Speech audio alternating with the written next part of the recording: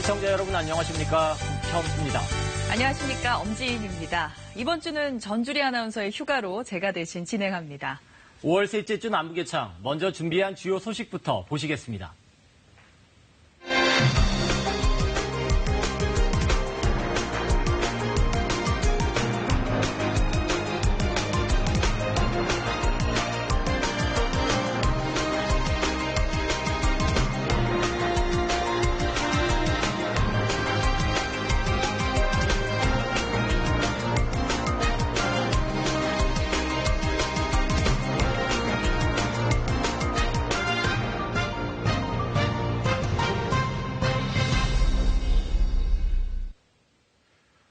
북한의 미사일 발사 뒤 북미 간 신경전이 한층 가열되고 있습니다.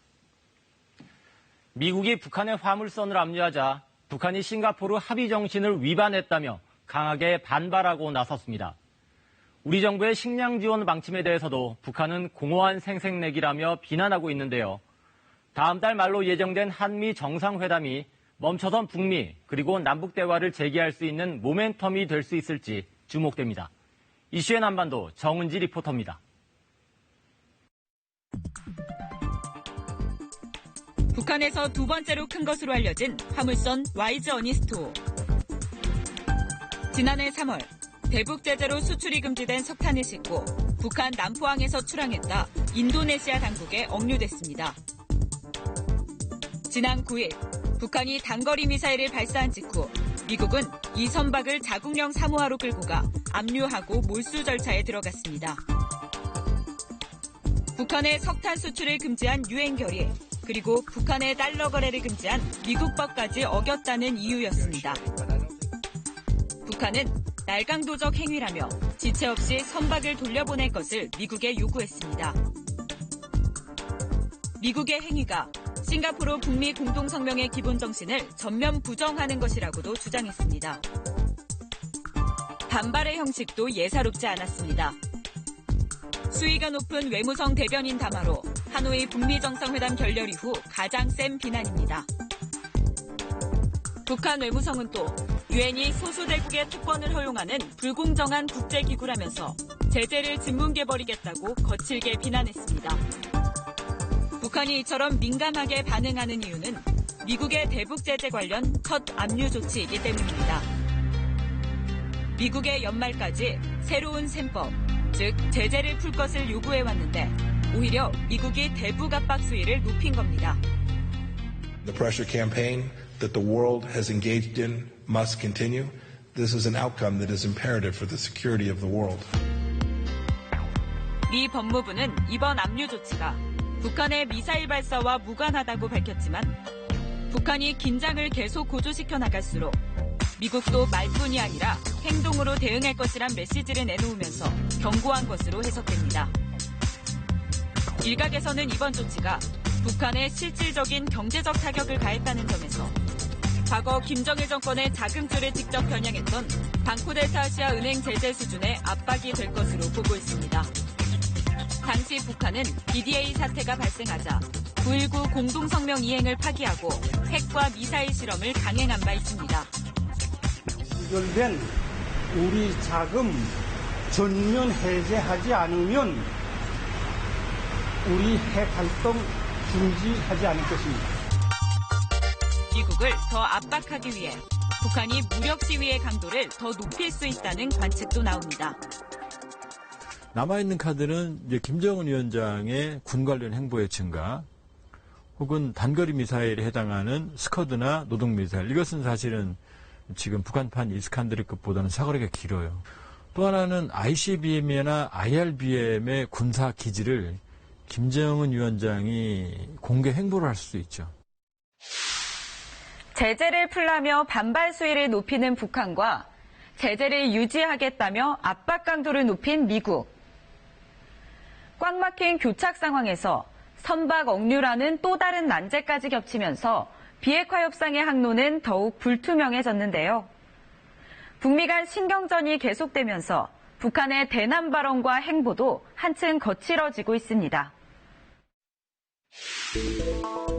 최근 북한의 전술요도 무기와 단거리 미사일 발사에도 우리 정부는 식량 지원 카드를 놓지 않았습니다.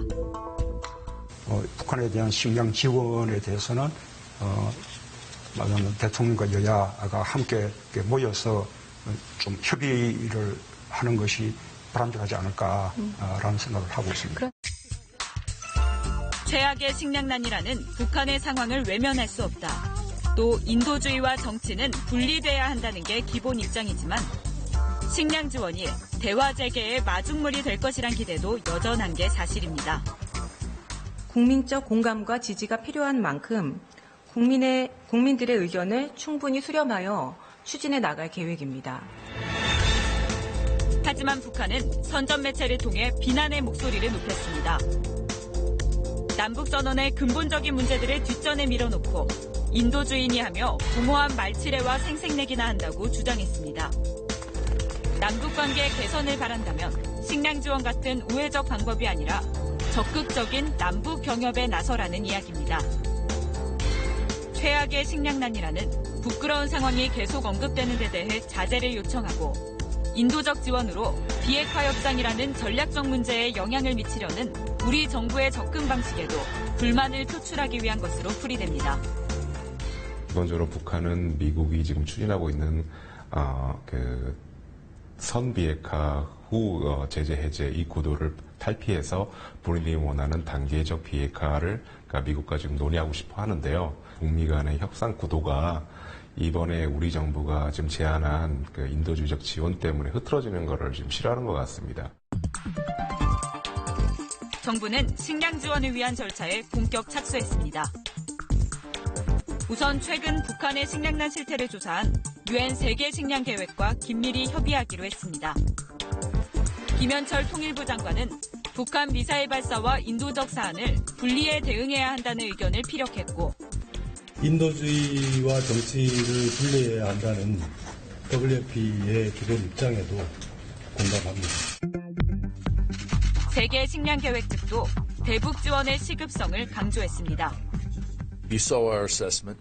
We're very concerned about the situation on the ground there, and we're hopeful that we can come up with some solution. 하지만 지원이 현실화되려면 넘어야 할 난관들이 만만치 않습니다.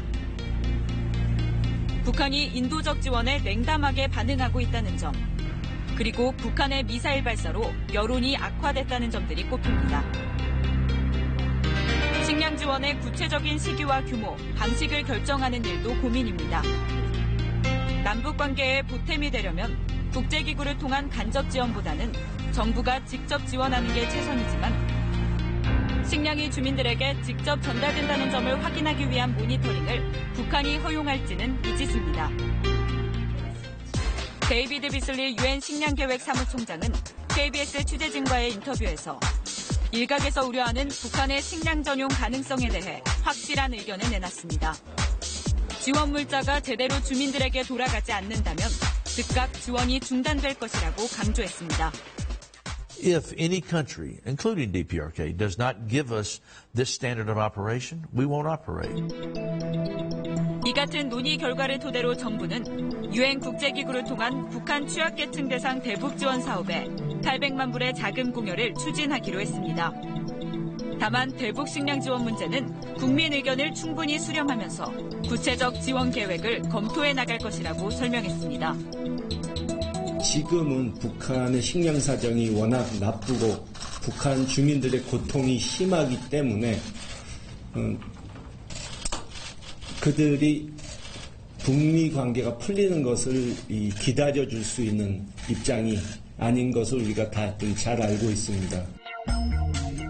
정부는 또 개성공단이 폐쇄된 지 3년여 만에 그동안 불어 혹은 유보해왔던 기업인들의 방북을 처음으로 승인했습니다. 정부는 우리 국민의 재산 보호 차원에서 이번 기업인들의 방북을 승인하게 되었습니다. 지난주 한미 워킹그룹을 통해 미국과 교감이 이뤄진 뒤 나온 결과인데다 북한이 그간 인도적 지원 외에 남북 경협 재개를 꾸준히 요구해온 만큼 대화 재개에 긍정적인 역할을 할 수 있을지 주목됩니다. 한국 정부의 인도적 지원이나 아니면 개성공단 금강산 카드는 엄밀히 보면 미국이 양해를 한다고 하더라도 미국이 해주는 조치는 아니거든요. 한국의 이니셔티브를 활용을 하는 건 북한에게는 실익이 있고 미국으로서는 부담이 작은 카드라고 볼 수 있거든요. 그러니까 사실상 2단계에서 북한을 유도해낼 수 있는 카드, 상황 조치의 핵심적인 어떤 주체는 현재 단계에서는 한국이라고 볼 수 있어요. 남북은 물론 북미 관계도 출구가 보이지 않는 상황에서 문재인 대통령이 다음 달 방한하는 트럼프 대통령과 8번째 한미 정상회담을 갖기로 했습니다. 한미 정상이 만나 북핵 문제 돌파구를 마련할 수 있을지, 또 그 전에 남북 대화 진전도 이뤄질지 관심이 모아지고 있습니다. 재작년 11월 국빈 자격으로 방한했던 트럼프 대통령. 미국 대통령으로는 24년 만에 우리 국회를 찾아 연설하고 Yet despite every crime you have committed against God and man, you are ready to offer, and we will do that. We will offer a path to a much better future. 문재인 대통령과 함께 평택 미군 기지 캠프 험프리스를 찾아 한미 동맹도 과시했습니다. 여러분은 우리 대한민국이 가장 어려울 때 함께 피 흘린 진정한 친구입니다. 한미 정상이 다음 달 우리나라에서 다시 만나기로 했습니다. 트럼프 대통령이 일본 오사카에서 열리는 G20 참석을 계기로 방한해 8번째 한미 정상회담을 갖기로 한 겁니다. 양 정상은 한미 간 긴밀한 공조를 바탕으로 한반도의 완전한 비핵화를 통한 항구적 평화체제 구축과 한미 동맹 강화 방안에 대해서 협의할 예정입니다. 이번 한미 정상회담은 북미 비핵화 협상을 서둘러 재개하는 방안에 초점이 맞춰질 전망입니다.